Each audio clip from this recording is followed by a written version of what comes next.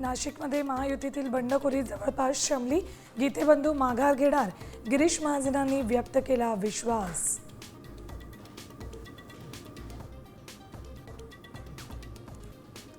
बारामतीत महागाई विरोधात राष्ट्रवादी शरद पवार पक्ष आक्रमक. युगेंद्र पवारांच्या नेतृत्वात आंदोलन.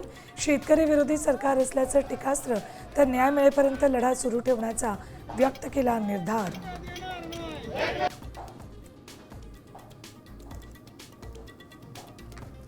लाडकी बहीण योजनेचा लाभ बंद झालेल्या महिलांची नवीन शक्कल. श्रावणबाळ, संजय गांधी निराधार योजनेसारख्या इतर सरकारी योजनांसाठी अर्ज.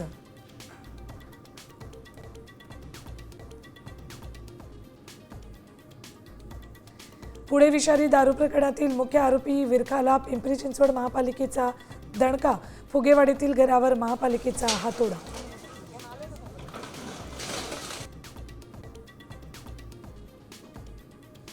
मान्सून केरळमध्ये दाखल. 48 ते 72 तासात तळकोकणात धडकणार, भारतीय हवामान विभागाची माहिती.